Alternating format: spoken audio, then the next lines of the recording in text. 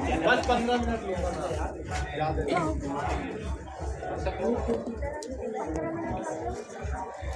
मेरी आवाज़ ऐसा इधर उधर टेढ़ी मेरी इस वजह कर में लाइन सबको आ रही है ना सर। अभी देखो मैं जो आपके स्कूल में आया हूँ किस लिए आया आपको थोड़ा गाइडलाइन मैं आया हूँ आग से कैसे बचना चाहिए और कैसे आग पे यूज होता है फायर एक्सटिंग्विशर, क्योंकि आग कभी भी और कहीं भी लग सकती है।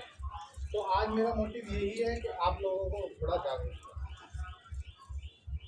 जागरूक ये करना है। हमारे स्कूल फैक्ट्री इंडस्ट्रीज कहीं भी हम हॉस्पिटल वगैरह कहीं भी जाते हैं ये फायर एक्सटिंग्विशर्स आपने हर जगह देखा होगा, मेट्रो में रेल में हर जगह मिलेगा आपको।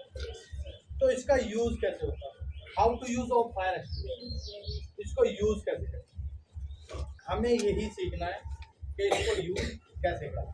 क्योंकि अगर कोई व्यवस्था हमारे पास है और चलानी हमको नहीं आती है तो फिर उसका रहना नहीं रहना सब देखना।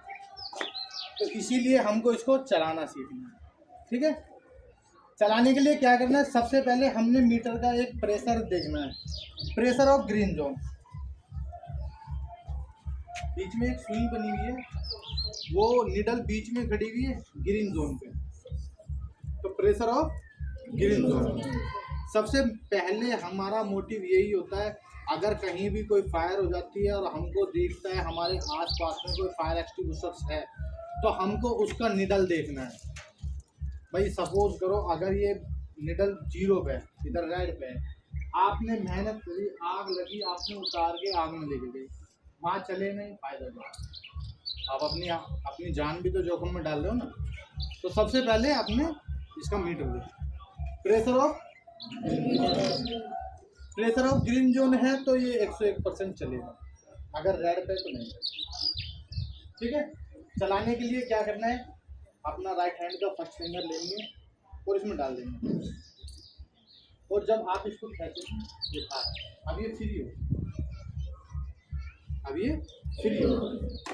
आपने क्या करना है, राइट हैंड में सिलेंडर लेना है और लेफ्ट हैंड में पाइप लेना, कम से कम 2 से 2.5 फीट दूरी होनी चाहिए आपसे, और आपकी जड़ में मारना।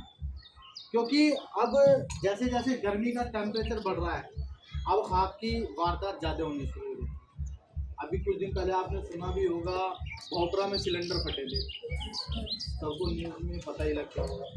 उससे कुछ दिन पहले, उसके कुछ दिन बाद ही लोनी में सिलेंडर फटा, उसके कुछ दिन बाद ही भोपरा में एक फार्म हाउस में आग लगी, अभी परसों ही गाजियाबाद में आग लगी। तब जैसे जैसे गर्मी का प्रोसेस चलेगा तो आग बढ़ती रहेगी, और दुर्घटना देखो कभी भी कहीं भी हो सकती है। जब आग लगती है ना तो अपना भयंकर रूप ले लेती है, वो भूल जाती है, यार दोस्त परिवार सब भूल जाते हैं, वो एक साथ सबको लपेट। आग जब लगती है तो चाहे आपने कितना ही मोटा लेंटर बना रखो मकान का, जब सिलेंडर फटता है ना तो वो सबको फाड़ के बाहर निकल जाता है। तो हमको थोड़ी सी बस यही जागरूकता करनी है। अब सिलेंडर हमारे घरों में नहीं होता है, सिलेंडर हमारे घरों में नहीं होता, और सिलेंडर में आग लग जाती है एलपीजी में, तो हमको उसको कैसे बुझाना है बता सकता है?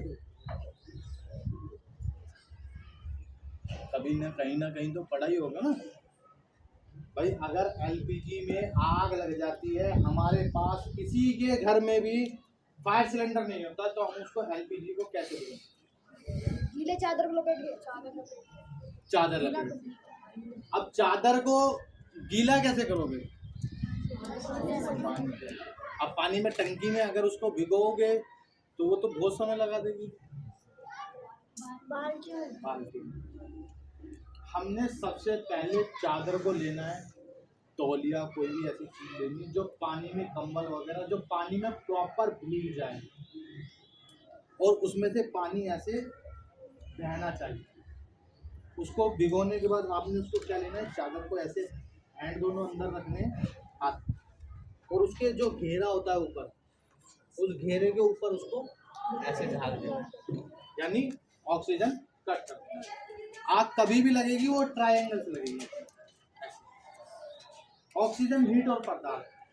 अगर तीनों चीजों में से कोई भी चीज एक हटा देंगे तो आग नहीं लगेगी।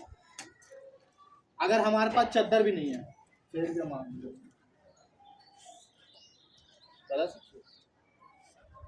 अगर हमारे पास चद्दर